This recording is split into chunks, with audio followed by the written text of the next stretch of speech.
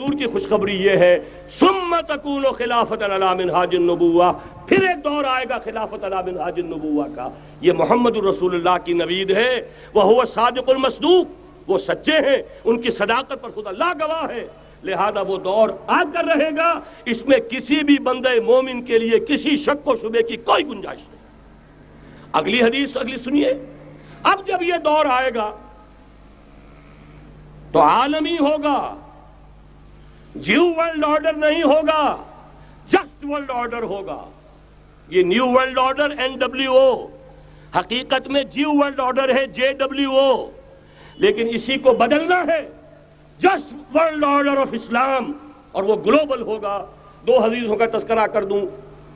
حضرت ثوبان حضور کے ایک آزاد شدہ غلام تھے، وہ روایت کرتے ہیں، مسلم شریف کی روایت ہے یہ، صحیحین میں فرماتے ہیں کہ حضور نے ارشاد فرمایا ان اللہ زوالی الارض فرأیت مشارقها ومغاربها وان امتی سیبلغ ملکها ما زوی لی منها، رواہ مسلم رحمہ اللہ۔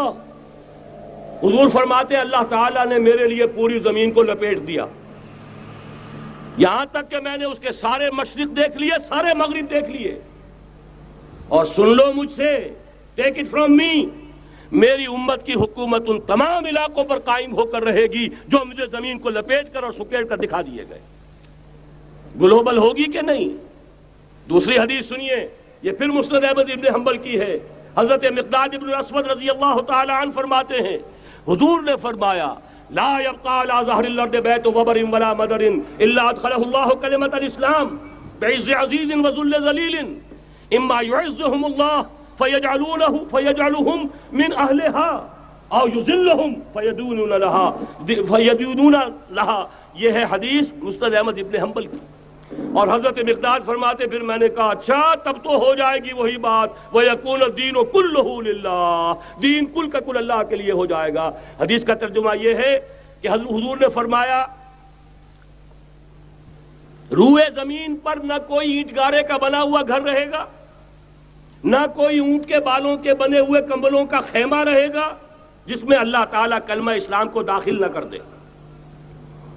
لیکن یہ داخلہ دو طریقے سے ہوگا، بعز عزیز و ذل ذلیل، یا صاحب عزت کے اعزاز کے ساتھ یا کسی مغلوب کی مغلوبیت کے ساتھ، یعنی یا تو اللہ تعالیٰ ان کا اعزاز فرمائے گا اور وہ کلمہ اسلام کے خود قائل ہو جائیں گے۔ جب گھر والا خیمے والا اسلام لے آئے گا تو اسلام اس کے گھر میں داخل ہوگا، اس کو بھی عزت نصیب ہوگی۔ وَلِلَّهِ الْعِزَّةُ وَلِرَسُولِهِ وَلِلْمُؤْمِنِينَ، عزت تو حق ہے اللہ کا، اس کے رسول کا اور اہل ایمان کا۔ اور اگر وہ اسلام قبول نہیں کرے گا تو یؤتُ الْجِزْیَةَ عَنْ یَدٍ وَهُمْ صَاغِرُونَ، چھوٹے ہو کر رہنا پڑے گا، جزیہ دینا ہوگا، اسلام کی بالادستی قبول کرنی ہوگی۔ بتائیے اس کے بعد بھی کوئی شک ہے؟ یہ ہے آسمانی نقشہ۔ یہ اللہ فرما رہے ہیں واللہ متم نورہ ویابی اللہ الا یتم نورہ لیظہرہ علی الدین کلہ ولو کرہ المشرکون، یہ اللہ کا فیصلہ ہے۔ ادھر یریدون لیطفئوا ہے، یہ زمینی نقشہ ہے۔ اب شکل کیا ہے؟ اب میں آپ سے عرض کر دوں کہ ان دونوں کے مابین جو خلا نظر آ رہا ہے، کوئی شخص یقین کے ساتھ نہیں کہہ سکتا کہ اب حالات کا کیا رخ ہوگا، اس لیے کہ ظاہر بات ہے قرآن مجید میں مستقبل کے بارے میں خود حضور سے کہلوایا گیا وَإِنْ أَدْرِي أَقَرِيبٌ أَمْ بَعِيدٌ مَا تُوعَدُونَ۔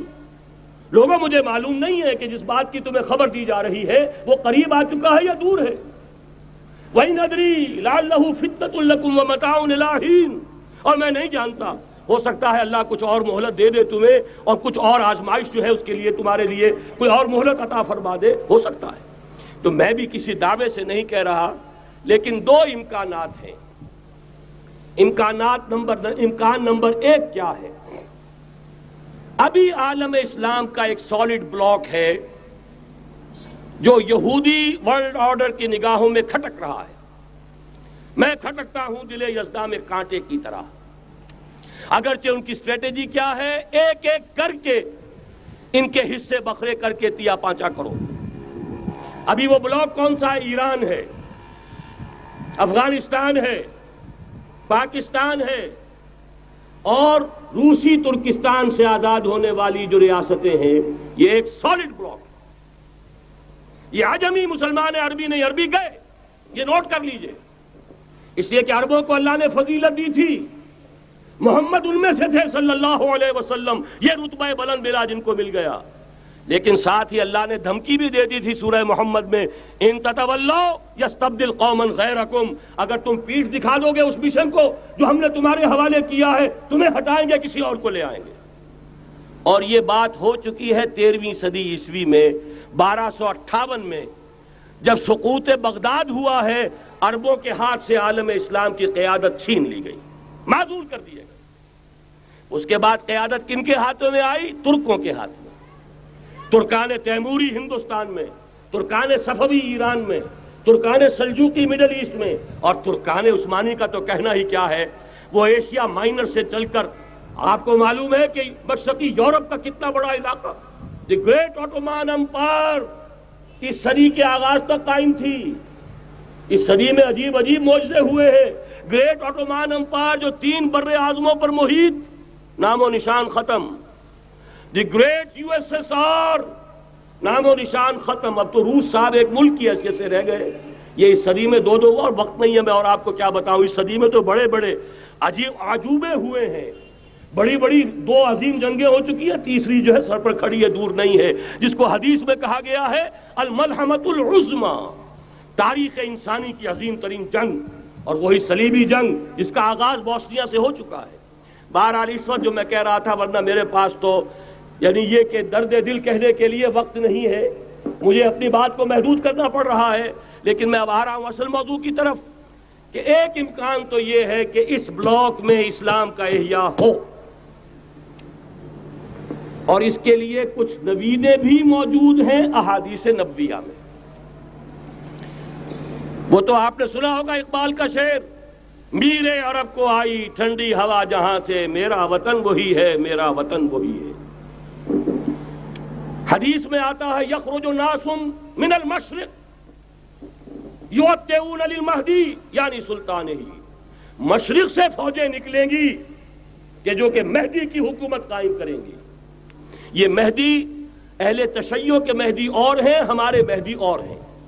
اہل تشیع کے عقیدے کے مطابق ان کے بعد میں امام جو روپوش ہو گئے تھے وہ امام مہدی ہیں، وہ ظاہر ہو جائیں گے، ابھی امام غائب ہیں، پھر وہ ظاہر ہو جائیں گے۔ ہمارے نزدیک یہ مہدی پیدا ہوں گے یا ہو چکے ہوں، اور یہ ہوں گے حضرت فاطمہ کی نسل ہی سے رضی اللہ تعالی عنہا، لیکن عالم عرب کے اندر پھر ایک طاقت بن کر ابھریں گے، باطل کی قوتوں کے خلاف جہاد کریں گے، لیکن ان کو مدد آئے گی 2 طرف سے، ایک زمینی مدد آئے گی مشرق سے، ایک آسمانی مدد آئے گی، عیسیٰ ابن مریم کا نزول، حضرت مسیح علیہ السلام جو زندہ آسمان پر اٹھائے گئے تھے نازل ہوں گے، اور در حقیقت ان 2 مددوں کے نتیجے میں پھر یہود کا قلع قمع ہوگا، اور یہی گریٹر اسرائیل ان کا گریٹر گریو یارڈ بن کر رہے گا، عظیم تر قبرستان بن کر رہے گا۔ اس کی بڑی واضح حدیثیں موجود ہیں، اس کی بڑی تفصیلی خبریں موجود ہیں، یہ احادیث کی کتب کے اندر، بدقسمتی سے ہماری اس کی طرف توجہ نہیں ہے۔ ایک تو یہ ہو سکتا ہے، اسی طریقے سے ایک اور حدیث ہے، یخرج من خراسان رایات سود، اور یہ مسلم شریف کی روایت ہے، نوٹ کیجئے گا، نہیں ترمذی شریف کی روایت ہے، یخرج من خراسان رایات سود لا یردها شیء حتی تنصب بإیلیا، اور خراسان حضور کے زمانے میں آج کے افغانستان کا نام تھا۔ یہ افغانستان میں جو جہاد ہوا ہے، غلطیاں ہوئی ہیں اور غلطیوں کا خمیازہ بھگت رہے ہیں، یہ تو اللہ تعالیٰ کی سنت ہے جس میں اللہ نے صحابہ کو بھی ایگزمپٹ نہیں کیا، غلطی کی سزا دی ہے۔ 35 صحابہ کی غلطی غزوہ احد میں ہوئی، جہاں سے حکم تھا کہ مت ہٹنا، 50 میں سے 35 ہٹ گئے، نتیجہ کیا نکلا؟ فتح شکست میں بدل گئی، 70 صحابہ شہید ہو گئے۔ اللہ تعالیٰ نے فرمایا وَلَقَدْ صَدَقَكُمُ اللَّهُ وَعْدَهُ إِذْ تَحُسُّونَهُم بِإِذْنِهِ حَتَّى إِذَا فَشِلْتُمْ وَتَنَازَعْتُمْ فِي الْأَمْرِ وَعَصَيْتُمْ مِن بَعْدِ مَا أَرَاكُم مَّا تُحِبُّونَ۔ مسلمانوں ہم سے گلہ نہیں کر سکتے، ہم نے اپنا وعدہ سچا کر دکھا دیا تھا، جبکہ تم انہیں گاجر مولی کی طرح کاٹ رہے تھے، لیکن جب تم ڈھیلے پڑ گئے، تم نے ڈسپلن کو توڑا، تم نے اختلاف کیا، تو سزا دی ہم نے۔ تو اگر صحابہ کرام رضوان اللہ تعالی علیہ مجمعین، خیر الناس بعد الانبیاء، پوری نوع انسانی کے اندر انبیاء کے بعد بلند ترین انسان، اگر ان کی بھی غلطی کا خمیازہ جو ہے اللہ نے چکھایا، کیوں چکھایا؟ ضروری تھا، آئندہ کے لیے سبق ہو جائے۔ یہ وَلِيُمَحِّصَ مَا فِي قُلُوبِكُمْ، تاکہ تمہارے دلوں کے اندر اگر کہیں کوئی کھوٹ ہے اور پاک کر دیں ہم۔ اس لیے بہرحال غلطیاں ہوئی ہیں افغانستان میں، ایک امام کے ساتھ بیعت نہیں تھی، بلکہ بدقسمتی اور بڑھ کر یہ ہے بیعت کر کے توڑ دی۔ عبد الرسول سیاف صاحب کے ہاتھ پر ہمارے پاکستان کے 7 گروپ جو تھے، انہوں نے عین حرم میں بیٹھ کر بیعت کی اور پاکستان آ کر بیعت توڑ دی۔ سزا اس کی مل رہی ہے، آپس کی خانہ جنگی یوں ہی نہیں ہو رہی، کوئی سبب ہے، لہذا یہ سزا تو ملے گی، لیکن جتنا خون یہاں پر خلوص کے ساتھ دیا گیا ہے اس کی مقدار بھی کم نہیں ہے، یہاں سے خیر برآمد ہوگا۔ اور دوسری بات اپنے بارے میں نوٹ کر لیجئے، یہ پاکستان، بچا کھچا Pakistan, what remains of Pakistan, یہ اصل میں ہے کیا؟ مولانا بہت خوبصورت انداز میں فرما رہے تھے، یہ 313 نہیں تھے، اسلام تھا۔ اسی طرح نوٹ کیجئے، پاکستان نہیں ہے، 4 صدیوں کی تجدیدی مساعی کا حاصل ہے۔ آپ نے کبھی نوٹ کیا ختم نبوت کے بعد اب سب سے اونچا منصب کس کا ہے؟ مجددین۔ سنن ابی داؤد کی روایت، ان اللہ یبعث فی ہذہ الامہ علی راس کل 100 عام من یجدد لہا دینہا۔ اور نوٹ کیجئے، کوئی بات ہے 1000 برس تک سارے مجدد عالم عرب میں پیدا ہوئے، جیسے ہی دوسرا 1000 سال شروع ہوا، الف ثانی کا مجدد اعظم شیخ احمد سرہندی کہاں تھا؟ صنم خانہ ہند میں حاضر ہوا۔ میں شیخ مجدد کی لحد پر، وہ خاک کے ہے زیر فلک مطلع انوار، گردن نہ جھکی جس کی جہانگیر کے آگے، جس کے نفس گرم سے ہے گرمی اعراض، وہ۔ پھر 12ویں صدی کا مجدد اعظم امام الہند شاہ ولی اللہ دہلوی، 13ویں صدی کا مجدد اعظم سید احمد بریلوی، اس کے خون کا امین اور اس کے ساتھ کے شہداء کے خون کا امین، ان کے جسموں کا امین آپ کا خطہ ہزارہ، آپ کا خطہ سوات، اس میں ان کی جانیں ہیں جو دی گئی ہیں۔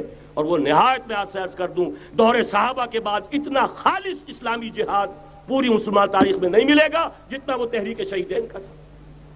14ویں صدی ہجری میں شیخ الہند جیسا مجاہد اعظم کہ انگریز نے گرفتار کر کے قید بھی کیا ہے، تو کہاں؟ ہندوستان میں نہیں، کہاں؟ جزیرہ سائرس، کیا نام تھا؟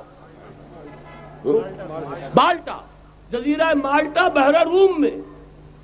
اقبال کے نفس سے ہے لالے کی آگ تیز، ایسے غزل سرا کو چمن سے نکال دو۔ کہیں ہندوستان کی کسی جیل میں ہوا تو شاید اس کے نفس کی گرمی ہی سے کوئی حرارت پیدا ہو جائے۔ اور اسی صدی میں، 14ویں صدی ہجری میں، اقبال جیسا مفکر، اسی 14ویں صدی ہجری میں مودودی جیسا مصنف، اسی 14ویں صدی ہجری میں مولانا الیاس جیسا مبلغ رحمہم اللہ، عظیم شخصیتیں آج پورے عالم اسلام میں آپ کو تبلیغی دوست ملیں گے۔ یہ کہاں سے شروع ہوئی تحریک؟ دہلی کی ایک چھوٹی سی مسجد سے، وہ مسجد بنگلے والی اب تو بڑی عالیشان ہو گئی ہے، جب وہاں شروع ہوا تھا کام بڑی چھوٹی سی مسجد۔ یہ سارے کام یہاں کیوں ہوئے؟ پورا عالم اسلام آزاد ہوا، کہیں نعرہ اسلام کا نہیں لگا، کہیں عرب قومیت پر، کہیں کسی اور عصبیت پر تحریکیں چلی ہیں، صرف تحریک پاکستان تھی کہ پاکستان کا مطلب کیا؟ لا الہ الا اللہ۔ کوئی سبب ہے کہ یہاں قرارداد مقاصد پاس ہوئی، حاکمیت اللہ کی ہے، کہ اکبر نام لیتا ہے خدا کا اس زمانے میں۔